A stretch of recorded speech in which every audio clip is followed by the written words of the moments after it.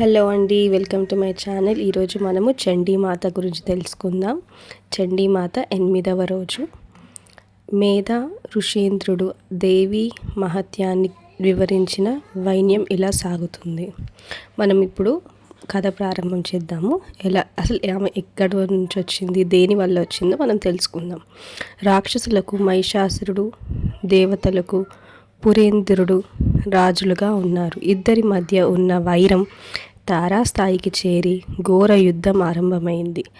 ఆ యుద్ధం ఒక పాటన ముగియలేదు. అనేక సంవత్సరాల పాటు కొనసాగింది. కానీ చివరికి రాక్షసులు గెలిచి దేవతలే ఓడిపోయారు. దాంతో రాక్షసుల రాజు మహిషాసురుడు దేవతలని రాజ్యాన్ని ఆక్రమించుకొని దేవేంద్రుడిని సింహాసనం అధిష్ఠించాడు. ఇంద్రునితో సహా దేవతలందరూ ఘోర పరాభవం జరిగింది.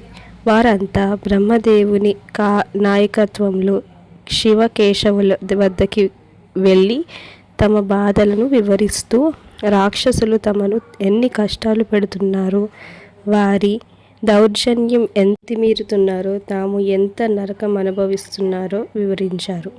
ఇక ఆ అవమానాలు భరించలేమని తమను రక్షించాలని మోర పెట్టుకున్నారు. దేవతలు చెప్పిందంతా వినేసరికి శివకేశవులకు విపరీతమైన ఆగ్రహం వచ్చింది. కీం కర్తవ్యం అనుకున్నాడు. త్రిమూర్తులు ఆలోచించారు. వారి క్రోధం ఆలోచనలో మెలువడింది. మహిషాసురుని హతమార్చడానికి ఒక మూర్తిని సృష్టించాలి అనుకున్నారు. ప్రతిఫలంగా చండిక రూపకల్పన జరిగింది. చండికను కల్పించాలి అనే ఆలోచనను అంకురార్పణ జరగడం ఆలస్యం. త్రిమూర్తులను ముఖాలు నుండి 3 మహా తేజో పుంజాలు బహిర్గతం అయ్యాయి. ఆ 3 తేజస్సులు కళ్ళు, మీరుమిట్లు, గొలి పెంత బ్రహ్మాండంగా ఉన్నాయి. చండిక రూపకల్పన సమయంలో మహేంద్రుడు మొదలైన వారి దేహాదుల నుండి ఒక విద్య తేజస్సు వెలువడింది.